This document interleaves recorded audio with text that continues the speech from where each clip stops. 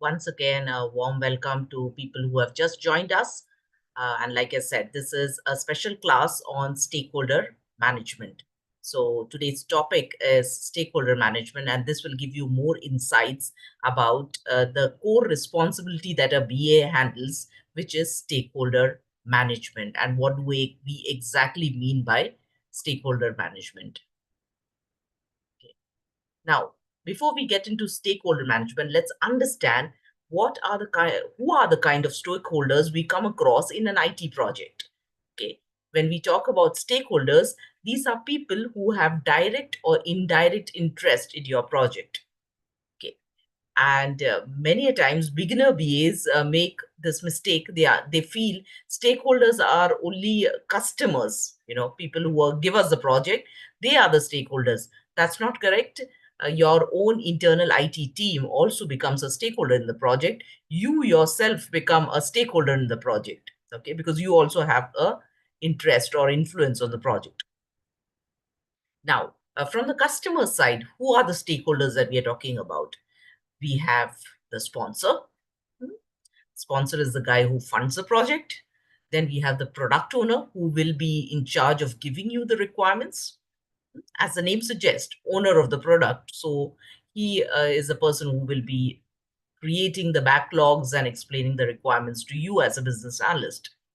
And then we will have the end users.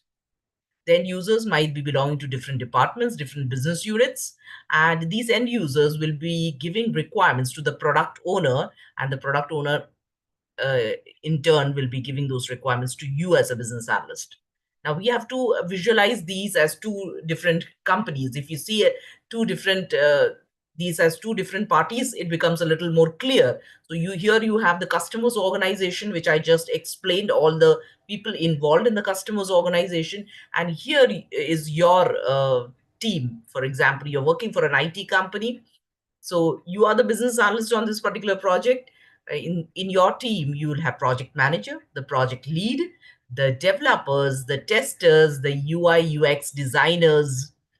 Okay, these are the people who will be part of your core team, and they are also stakeholders.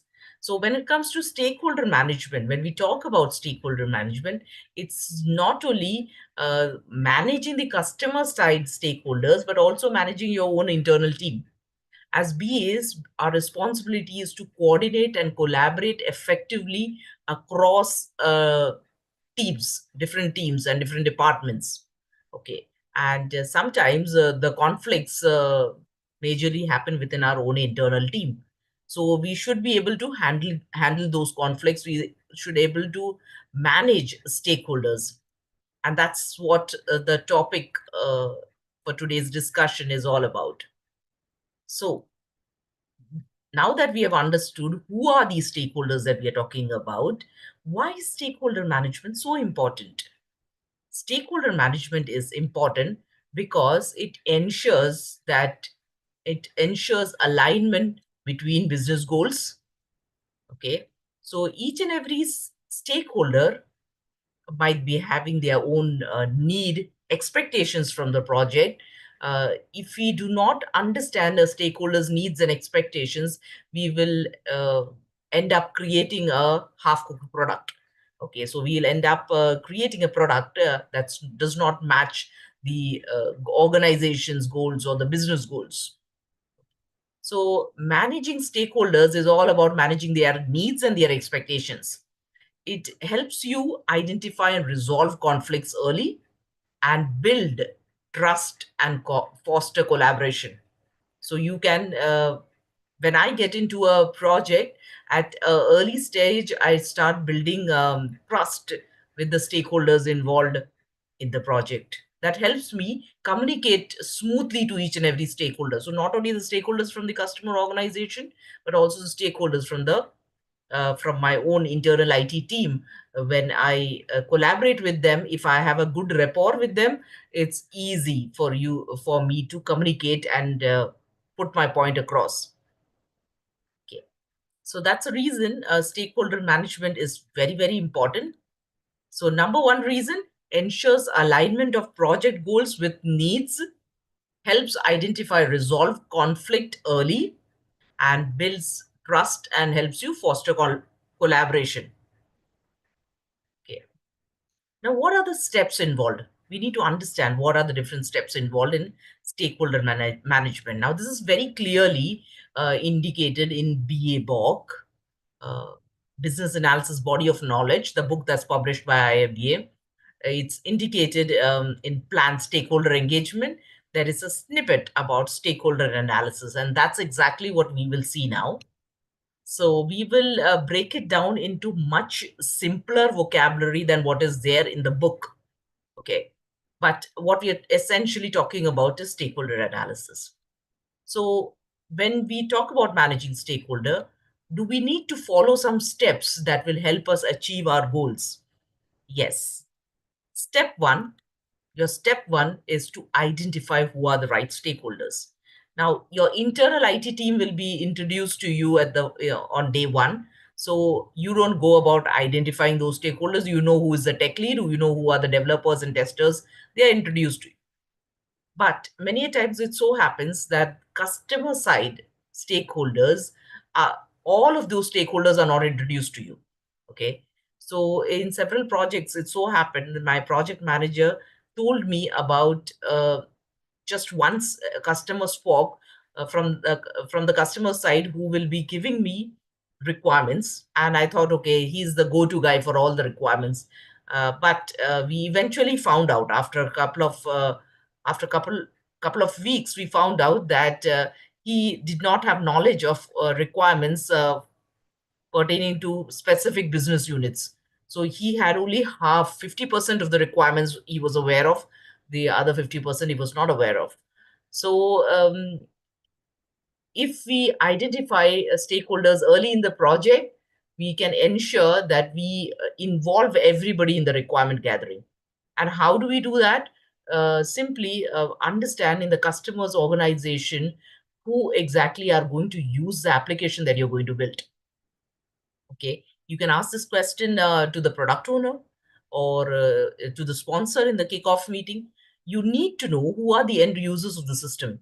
So if it's an application, a global application that's going to be used across different geographies by different business units, then you need to have one spock from each business unit who will give you requirements, who will tell you what are the expectations of that business unit. So it several times happen. One a single application is being used by different business unit to put in their department related data. Okay, so we need to know from each of those business units what exactly are their requirements. So identify stakeholders helps ensure that there are no requirement gaps. Hmm? What happens when stakeholders creep into your project at a later stage when new stakeholders crop up? It proves to be expensive to your project, guys. Yes, it proves to be expensive.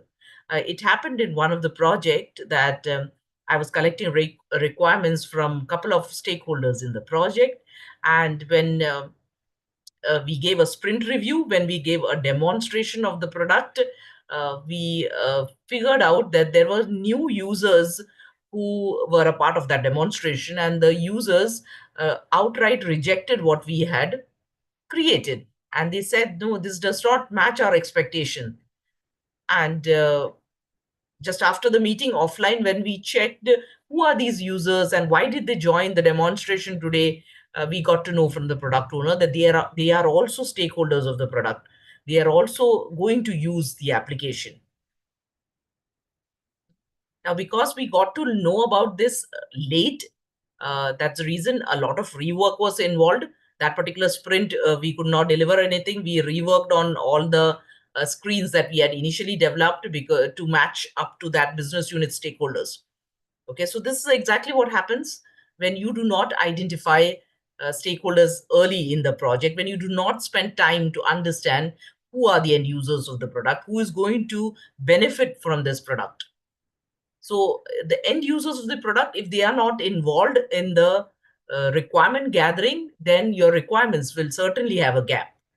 So either the end users should be involved in the requirement gathering, or there should be one SPOC, who will be representing those end users. Both serves well. So that's number one. So number one step for you is identify the stakeholder.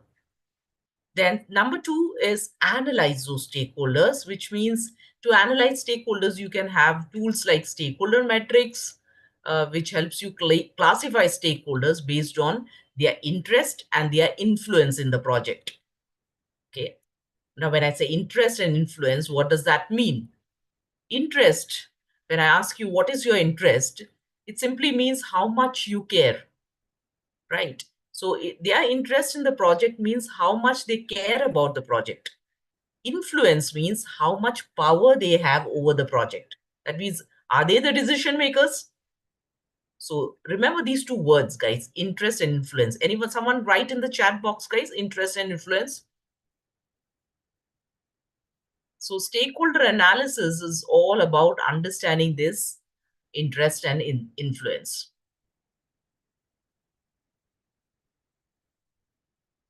And look at this small table that I'll show you.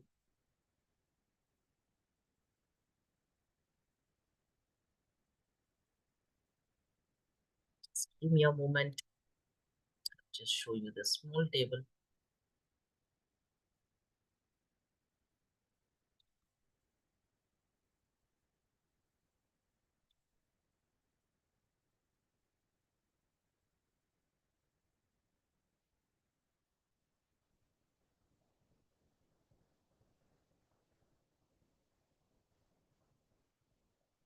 Yes.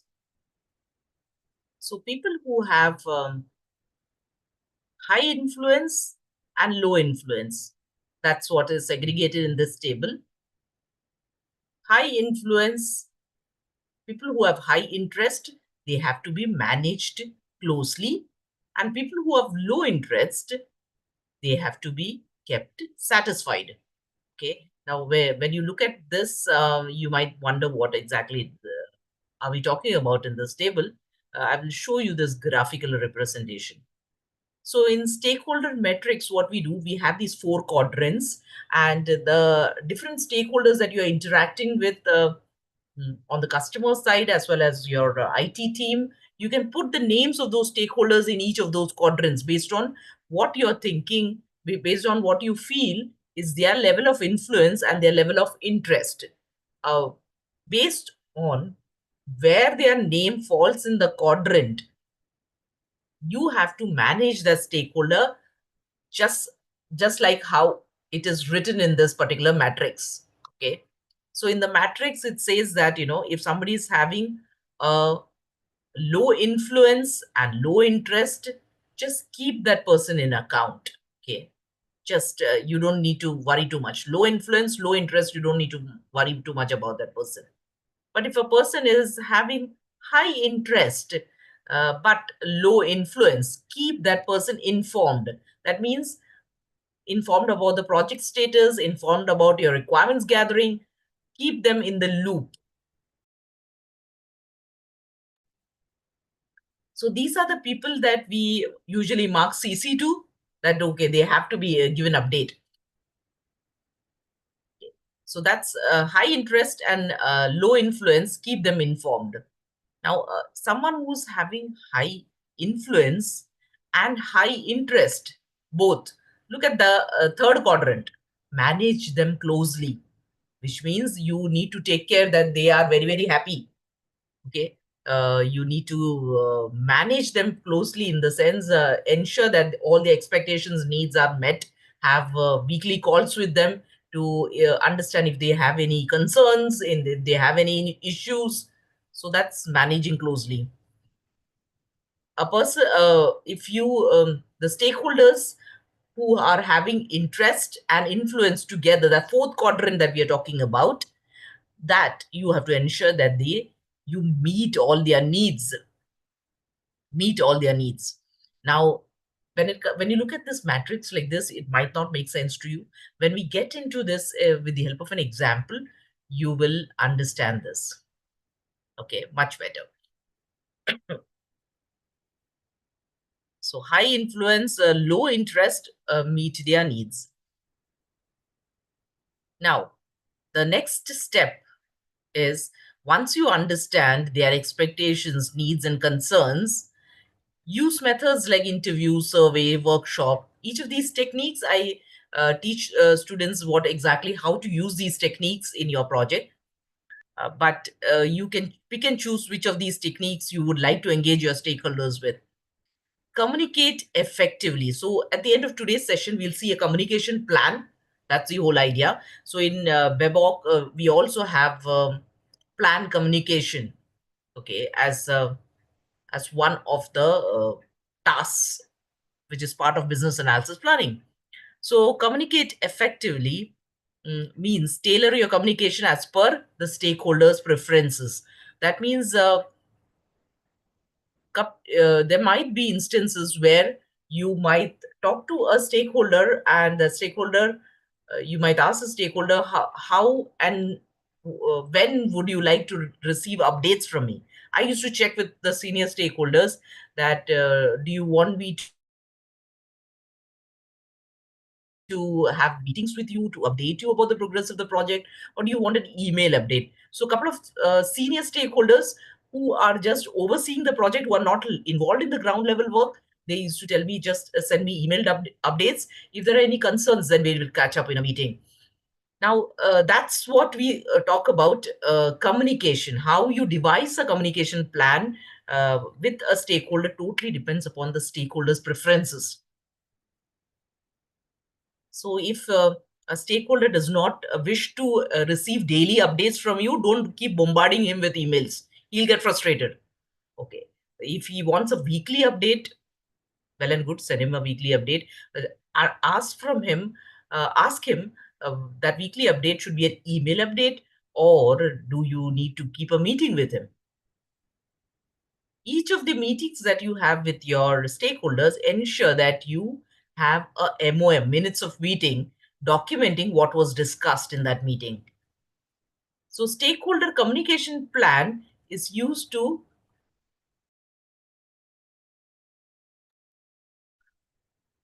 sorry, stakeholder communication plan is used to track communication frequency, channels, and the key messages that needs to be sent. What kind of update has to be sent? Whether an update on the requirements gathering, start date, end date, how far we have reached on the requirements gathering. That kind of update has to be sent, or update on the review of the documents, the approval of the documents has to be sent. Need to check with them what exactly are the update. Yes. The last one, monitor and manage relationship, means that it is very, very essential for us to continuously assess and address changes in stakeholders' interest and influence. What does that mean? Your stakeholders you might observe a change in their interest and influence. Now, this happened in one of the project, that one of the stakeholders with who was a key person who used to give us requirements, that particular person all of a sudden stopped responding to our emails. Okay, so he was a key person who used to approve everything, and who used to keep on checking with us on the progress, how the product is shaping up and everything. And we had sent him some emails and some documentation of the requirements to be approved, and for 2 days there was no response, and we followed up, no response. Later on, when we checked with his reporting manager, we came to know this guy has been moved to a different role in the organization. There was the yearly appraisal cycle in their organization, and he's given a different role, so he has additional responsibilities, and they are looking for someone who can take on the responsibility of this project meantime. So he has moved out, and now sometimes this communication very formally comes to us that so and so is moving to a different role. It happens, but it varies from project to project. In this case, we were not informed, and his reporting manager said we were just going to send you an email the next day. Very sorry, there was some shuffling in our org structures over here. That's the reason we were not very sure, so we did not send you the email. So 2 to 3 days were wasted thinking that, okay, this guy will come back and respond to us. His interest in that project had moved away because his organization moved him to a different role. So there can be several instances where you might observe a change in a stakeholder's interest or influence in the project. Okay. And that's the reason it is very essential for you to continuously monitor and manage the relationship. And I used to do it very simply before by maintaining a very good rapport with my customer. So if there is anything like this coming, they obviously they know, right? If there is going to be a movement in a different role, I used to get a heads up from the person itself that he might be moving to a different business unit and somebody else might be coming in. So I used to get a heads up and I could plan things in a better way then.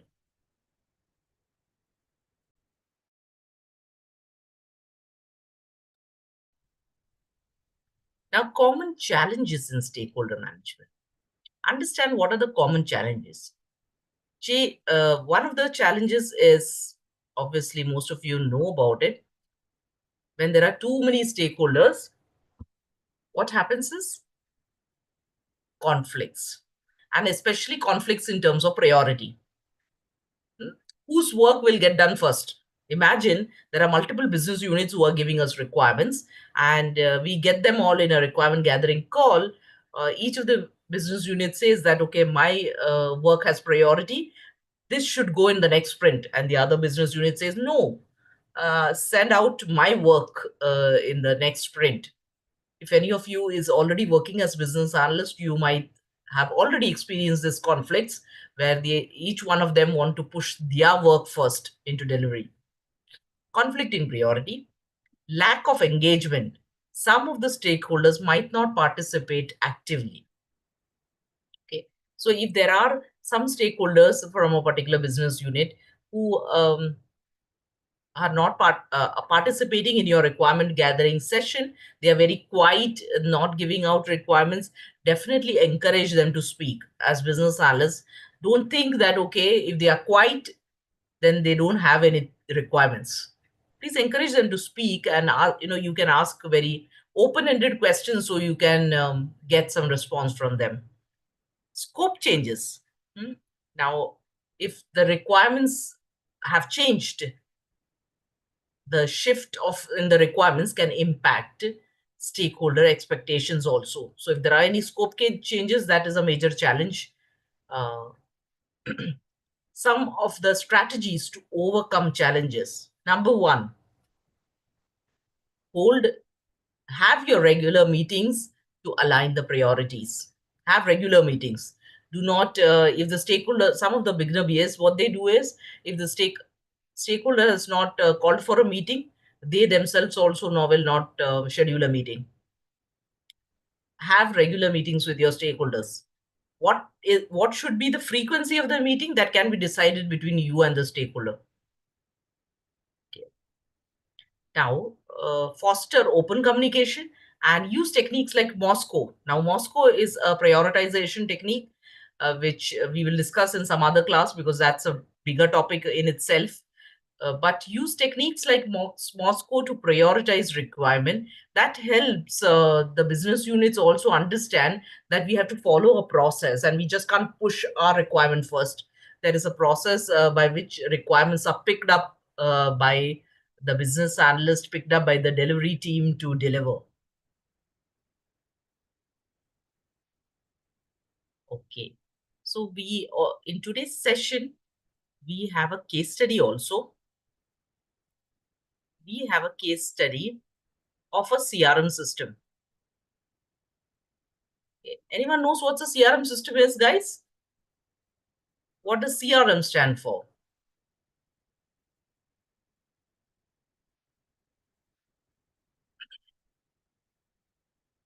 Anyone knows what's a CRM system? You can write that. Yes, very good. Customer relationship management system. So that's the case study for today. In order to understand this concept, so when I'm explaining the concept, it certain there might be, you might feel that there are some gray areas. I've still not understood this. But when we see it with the help of an example of a CRM, it will become much more simpler for you. Okay. Now, let's say your company is implementing a CRM system for another company. It might be a retail organization. The retail organization has an e-commerce portal, and they are implementing a CRM system for this retail organization. Now, when we think about this, your IT company implementing a CRM system, who are the key stakeholders? Anyone can guess who are the key stakeholders in this case study where we are? Based on the application that we are implementing, you can come up with the stakeholders. Type in the chat window if you have got an idea of the stakeholders who will be involved. Let me see if your guesses are correct. It's okay even if you're wrong. Great, we are getting responses. Customers. Good. Customers is definitely one stakeholder. And who's going to use the CRM system? That person also becomes a stakeholder, right? In an organization, who uses the CRM system? CRM system is used by staff, yeah, but what do you call the staff? Which department? The sales team. The sales team uses the customer relationship management system. So customer is one stakeholder, sales team is another stakeholder, and of course your IT department, your IT team that will be involved in that implementation, they will be another stakeholder. Okay. Now let's look at the interest and influence part of these stakeholders. Take a look at this. I've already created this for you so that we don't have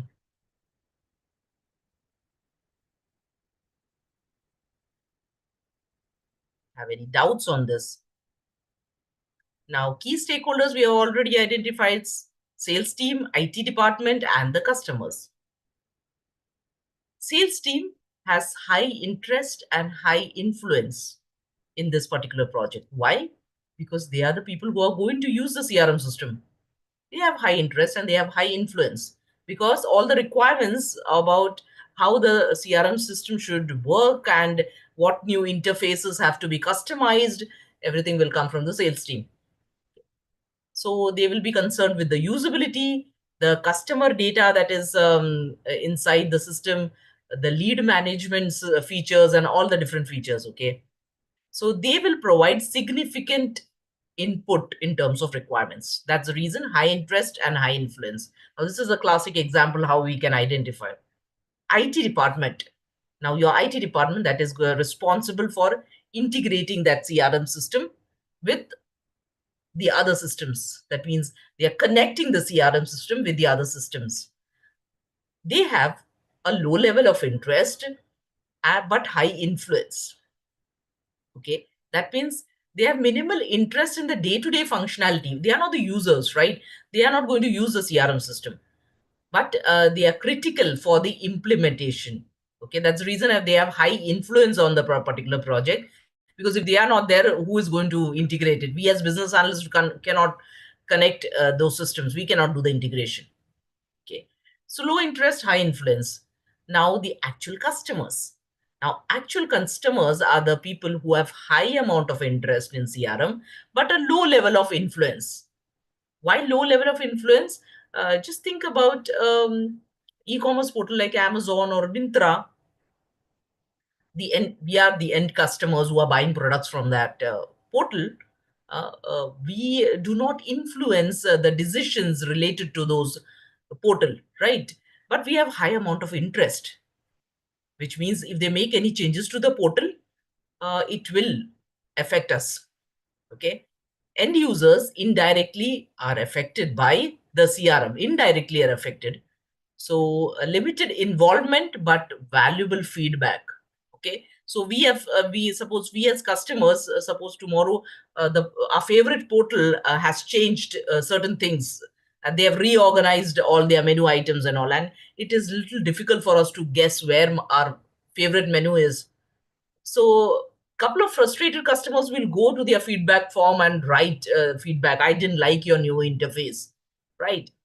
So customers give valuable feedback on user experience, but these are people, we are end users, who are not who are indirectly affected by the CRM.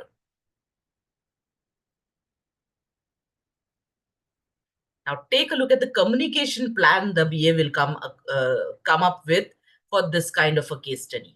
For this kind of a case study where we are talking about the implementation of a CRM, the communication plan will look like this. In order to ensure that the requirements accurately captured, we have to jot down a couple of communication channels. Okay.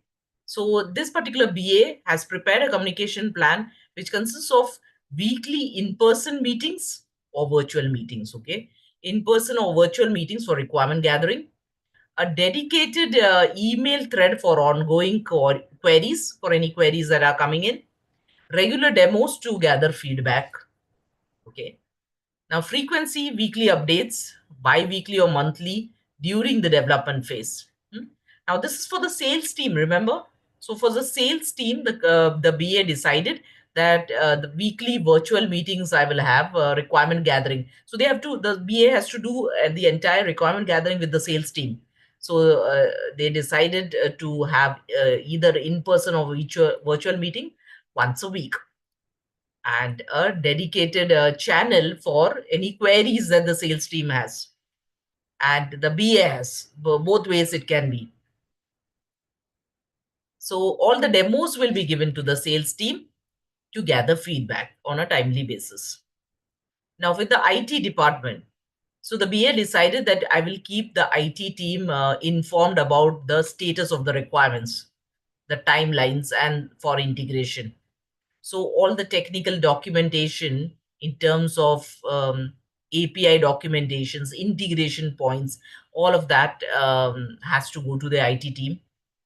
Monthly sync up meetings to align on the progress. So the BA decided that I don't need to have meetings daily with the IT team.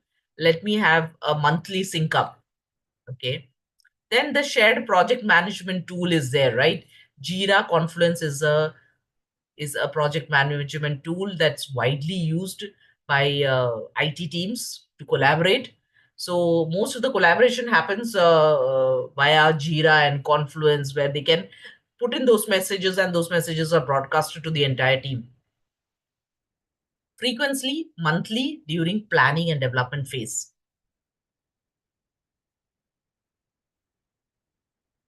Now, customers, the end users, high interest, low influence, right? Now, customers collect feedback to ensure the CRM enhances user experience. Communication channels will be surveys to gather input on desired features. Now, just think about an e-commerce portal like Amazon. If they want to improve their website, they can't be calling each of their customer and say, okay, what is the new thing that you would like to see on our website?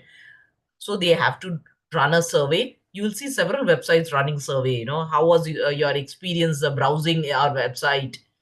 So surveys are done to gather inputs.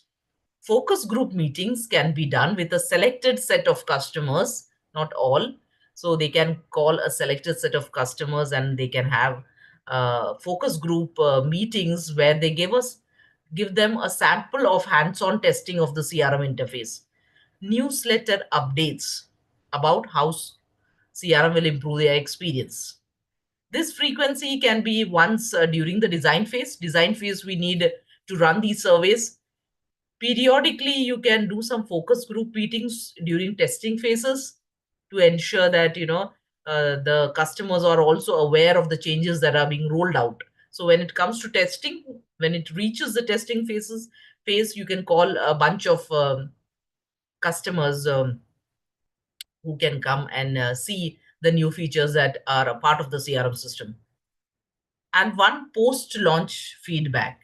You will see this feature in several websites when they launch a new section on their website or they revamp their complete website. Post launch, there is a feedback that's collected that helps them ensure whether the whether customers are liking the new things that they have rolled out.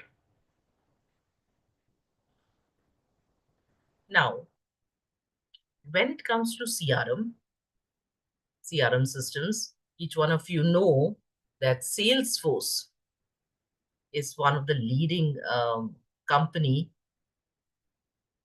that provides a CRM platform. How many of you are aware of Salesforce? Type yes in the chat box if you are aware of Salesforce. So Salesforce is a leading CRM platform that consists of a wide range of features that help businesses manage customer relationships.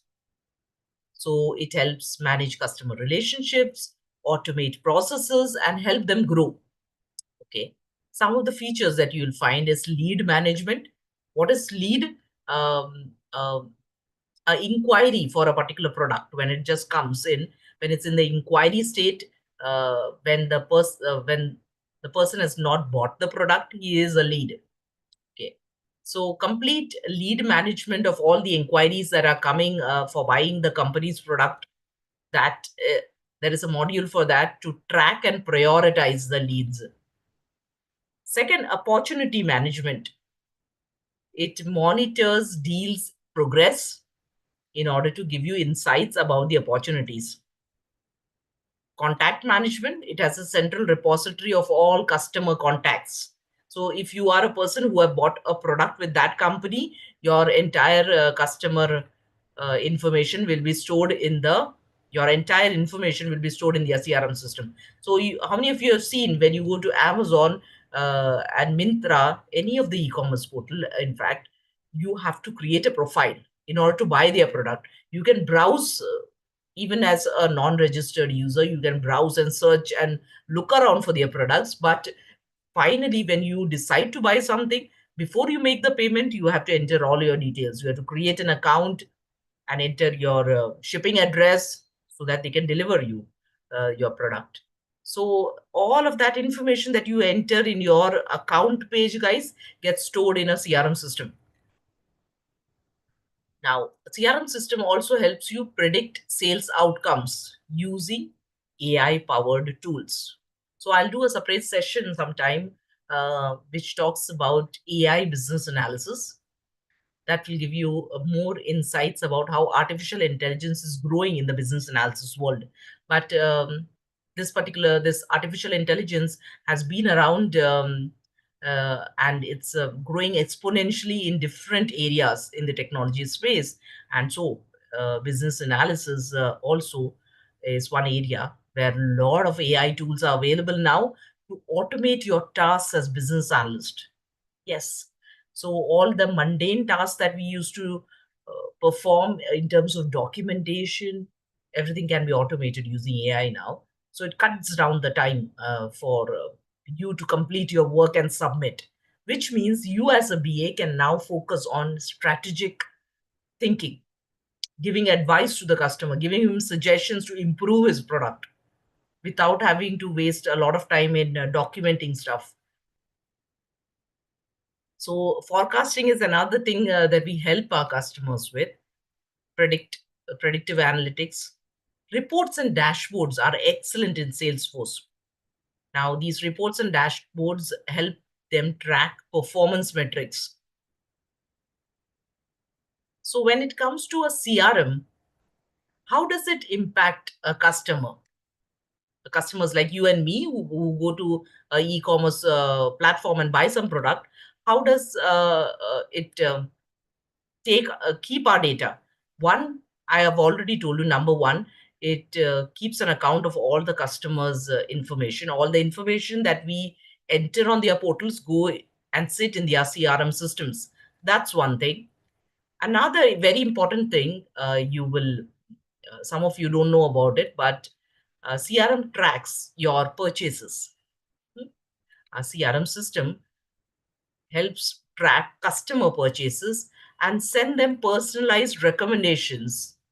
Sometimes you might have received these reminders about certain things that you added in your cart. How many of you have left something in your wish list? You did not purchase it, you left it in the wish list to buy it later. And you might have received an email after a couple of days. Hey, there is an item still in your cart. Do you want to buy it? So if you have left your purchase, your sales halfway, not made the payment, again, that is tracked by a CRM system.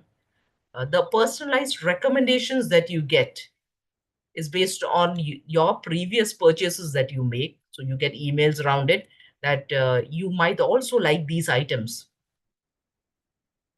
Then customer support. Support agents use CRM to quickly retrieve customer history in order to speed up issue resolution. So whenever you might have called up Amazon and said that, hey, so and so has happened to my order. I'd placed this order and I've not received it, or it has come damaged, whatever it is. You report that. Support agents they will quickly access the CRM data to check the customer history. All of your order history, everything is there. So that speeds up issue resolution. They don't need to go you'll see they are very support agents are very, very quick to look at your data and tell you, okay, we understand this was delivered on so and so date to you.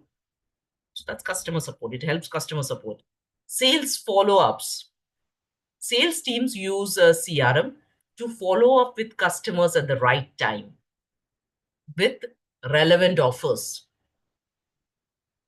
So the CRM keeps track of all of this. So it flags certain deals, discounts that are released and can be rolled out to certain customers. So they reach out to you at the right time whenever there is a huge sale. You'll see that the big Amazon sale.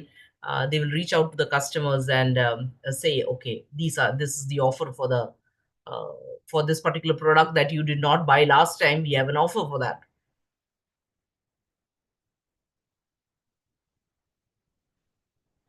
So any questions, guys, with respect to stakeholder management and CRM? So we saw the entire stakeholder management cycle. We saw the steps involved in stakeholder management. We saw a stakeholders matrix. And in order to understand the concepts, we also understood a case study on Salesforce. And we identified the stakeholders and put them in the same grid, interest, influence grid. And we understood why stakeholders have to be closely monitored and managed in projects. If you have any questions, you can just type in the chat window. I will be glad to answer your questions.